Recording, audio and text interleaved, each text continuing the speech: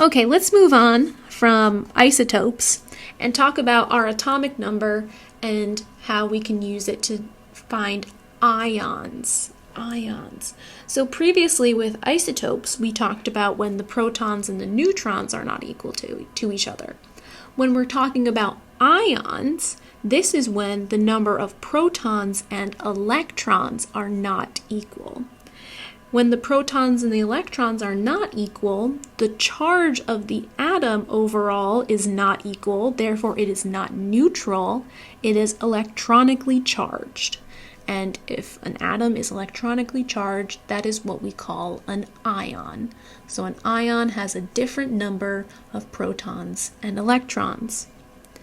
So if we have a positively charged ion, this is a cation. A negatively charged ion is an anion. And we can find the charge of that atom by taking the number of protons and subtracting off the number of electrons. Now, ions, in order to form an ion, we are going to be adding or removing electrons. Because if we add or remove protons, it would no longer be the same element. So we keep our protons constant. Hopefully we're now seeing the theme here. Protons are staying the same. We're only changing either our neutrons to get isotopes, or in this case, our number of electrons to get ions. So that's why we're able to take the difference of the number of protons to the number of electrons, and that would either give us a positively charged ion or a negatively charged ion. So let's look a little bit more into what a cation and an anion are. So an atom that loses one or more electrons would have a positive charge and is called a cation. It has a positive charge because it lost electrons, meaning the atom has more protons than it does electrons. So it has more positively charged particles compared to negatively charged particles.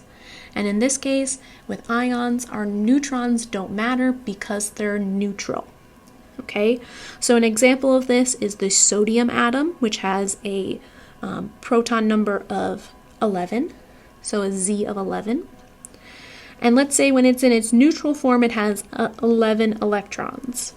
If the atom loses one electron, it becomes a cation, and it has a charge of +1, because we take the number of protons, subtract off the number of electrons that are present in the ion, and we get our +1 charge.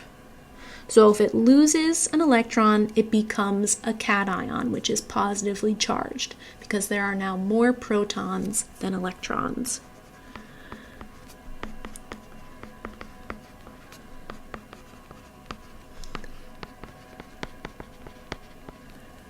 On the other hand, an atom that gains one or more electrons will exhibit a negative charge and is called an anion.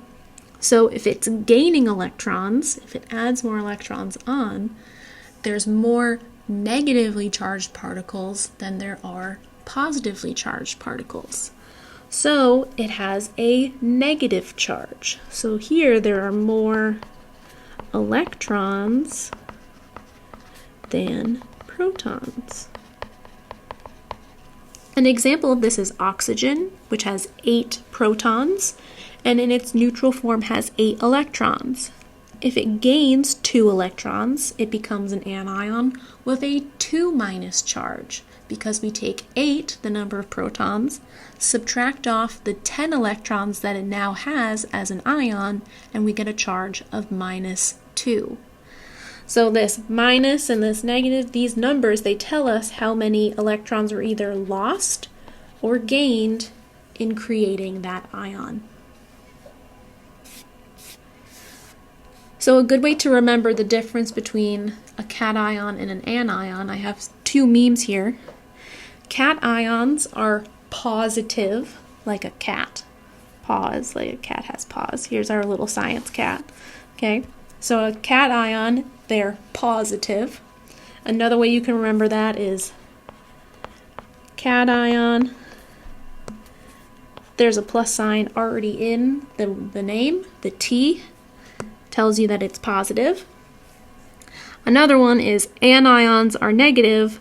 Anions looks like onions. Onions make you cry, which is a negative feeling, a negative reaction. Okay, so anions looks like onions. Another way to remember that is anions. If you look at the word if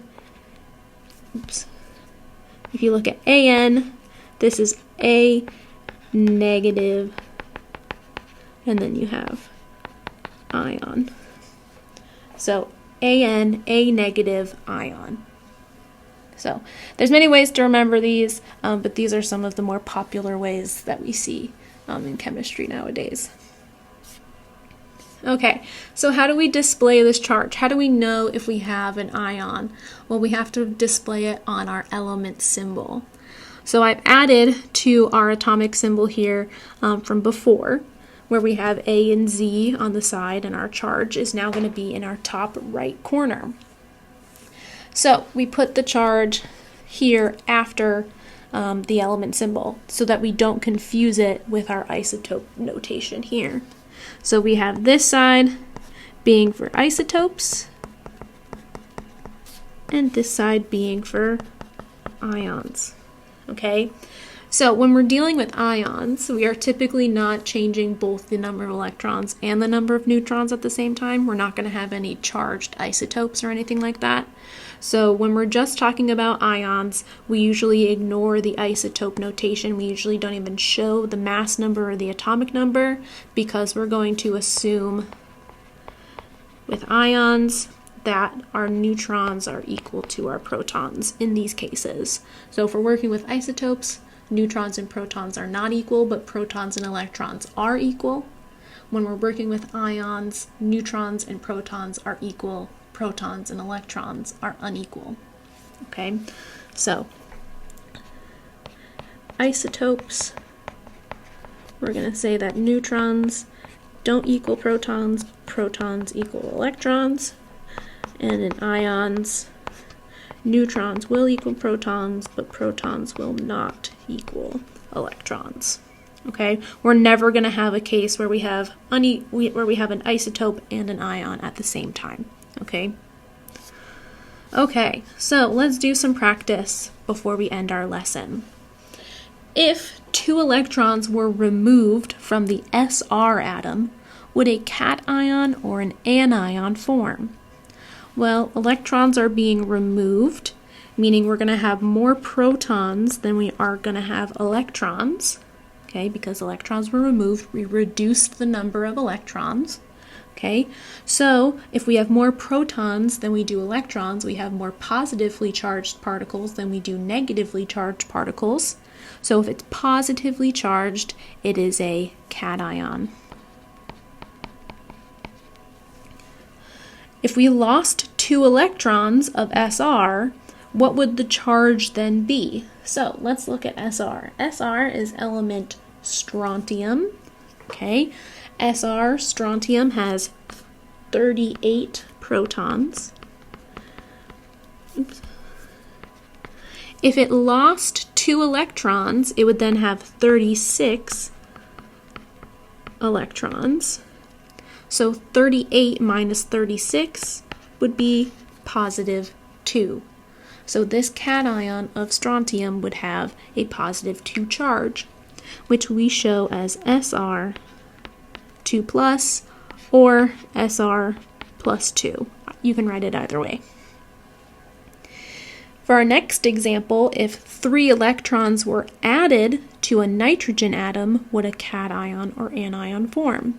Well, now we're adding on more electrons, so our electrons are going to be greater than our protons, meaning I have more negatively charged particles than I do positively charged particles. Therefore, this would be a negative ion or an anion. A negative ion. What charge would the nitrogen ion have if 3 electrons were added? Well, let's look at it. Nitrogen on our periodic table has 7 protons. If we added 3 electrons, to our 7 electrons originally, we would then have 10 electrons. So 7 minus 10 would be -3. So we can write this as N3 minus or N minus 3. That's the end of our lesson of sections 1 through 3 of chapter 2. Before you move on to our next lesson, make sure you complete the ALEKS homework in entirety to make sure that you understand these topics before you move forward.